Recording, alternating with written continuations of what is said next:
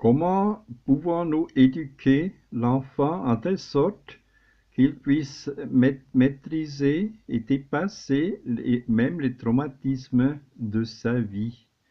Nous avons déjà constaté dans un dernier YouTube que pour cela, une relation bienveillante entre la personne adulte, parent, et l'enfant est de rigueur. Et nous avions constaté, nous avions commencé à énumérer des points essentiels pour une éducation bienveillante. Nous avons cité jusqu'à présent 6 points que j'aimerais répéter tout bref. Premièrement, poser des limites en respectant l'intégrité de l'enfant et sans l'humilier. Deuxième point, donner des choix et accorder le droit de parole. Troisième point, réfléchir à l'organisation familiale et passer à l'action. Le quatrième point, anticiper et prévoir. Le cinquième point, écouter avec empathie. Sixième point, ne pas faire à la place de l'enfant et respecter son rythme. Et maintenant, nous arrivons au nouveau point, 6 points qui restent encore. Donc le septième point, savoir que les caprices n'existent pas.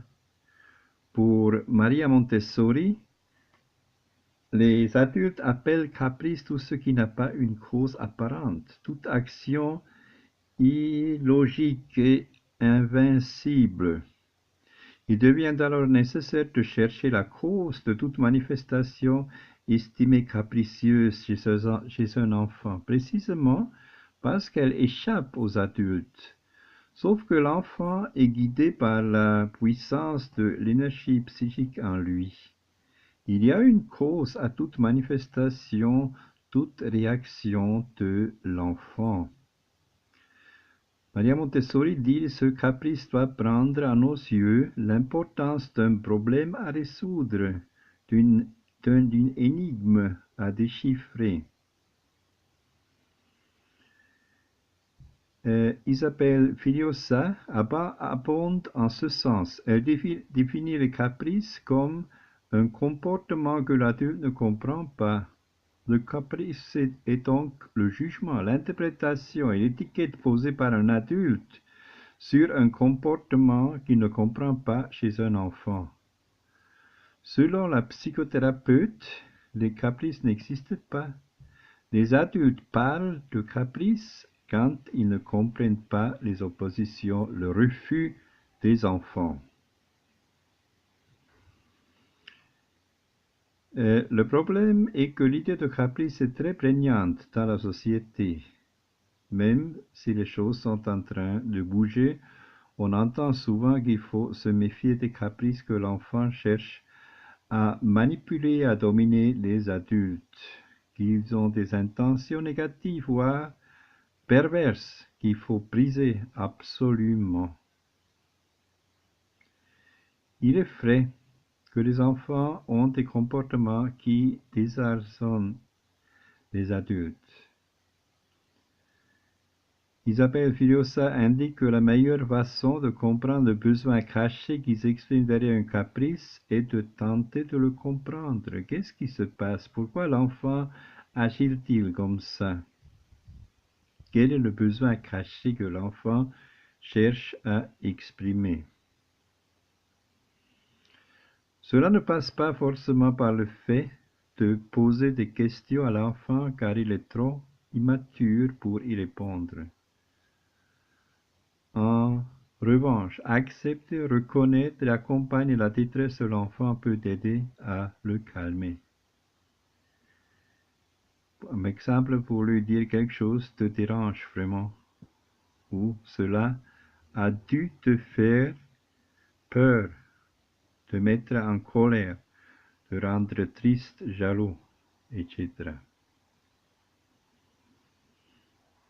Le huitième point pour une éducation bienveillante, relation bienveillante à l'éducation. Huitième point, d'écrire au lieu de se fâcher. La fesse est souvent donnée sur le coup de la colère. Si vous êtes en colère, vous pouvez adopter une autre attitude et décrire. Décrire ce que vous voyez ou le problème. Je vois du lait renversé, par exemple. Décrire comment vous vous sentez. Ainsi, d'attaquer l'enfant, il est plus efficace. Afin d'éviter d'attaquer l'enfant, il est plus efficace de commencer ces phrases par le pronom je. Je suis fâché, je suis triste, etc. Exprimez quelles sont vos attentes. Pour le lait renversé, par exemple, il nous faut une éponge pour essuyer. Le 9e point, pour une relation bienveillante dans l'éducation, mettre l'enfant en situation de partenariat. On peut éviter de penser pour l'enfant, mais l'impliquer dans les décisions le concernant de plusieurs manières. D'abord, montrer à l'enfant comment redresser la situation, dire ce qui est nécessaire pour que la situation soit redressée. Ensuite, donner des renseignements. Par exemple, la date de retour du livre est passée. Il faut le rendre à la bibliothèque. Ensuite, utiliser la résolution de problèmes à plusieurs. Que pouvons-nous faire pour que cela se passe bien pour toi et pour moi? Le 10e point, dans l'éducation, dans la relation bienveillante, adoucir la réalité par l'imaginaire et l'humour. Dr. Haim Ginott dit, si vous êtes incapable d'accorder réellement quelque chose à l'enfant, accordez-le lui par l'imaginaire. C'est une façon de dire non sans faire mal. Le recours à l'imagination au service de l'éducation permet de reconnaître les désirs de l'enfant. Par exemple, s'il veut un nouveau jouet, des bonbons, une glace, sans pour autant accéder à la demande. Faber et Maslich donnent l'exemple d'un enfant qui réclamait un nouveau télescope à son père. Le premier insistait sur la nécessité vitale d'un nouvel télescope plus puissant que l'ancien, tandis que le dernier répondait que le télescope actuel était parfaitement adapté pour un enfant.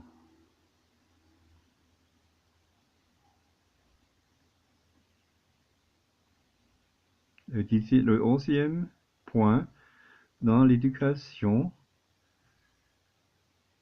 est dans le sens d'une relation de bienveillance, proposer des moments de retour au calme. Il y a un outil de discipline positive que j'aime bien, c'est le temps de retour au calme. L'idée est de proposer aux enfants un espace de retour au calme avant de se laisser déborder par la colère des deux côtés.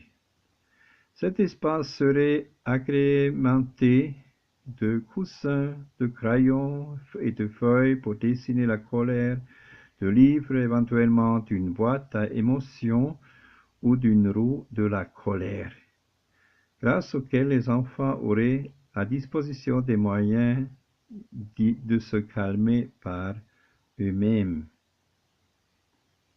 L'adulte pourrait alors demander à l'enfant, j'ai l'impression que tu as besoin d'un temps calme. Est-ce que cela t'aiderait d'aller dans l'espace de retour au calme?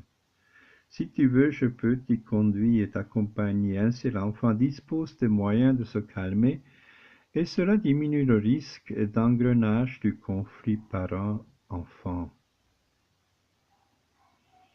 Et le 12e et dernier point, enfin, se reconnecter avec l'enfant. C'est dans les moments les plus conflictuels que l'enfant a besoin de se ressourcer. Les câlins et les jeux partagés sont les meilleurs moyens de remplir le réservoir d'amour de votre enfant. Le simple fait d'accorder du temps à l'enfant, de le regarder, de lui dire j'aime passer du temps avec toi, j'apprécie de te voir jouer, lui permettront de se recharger en amour.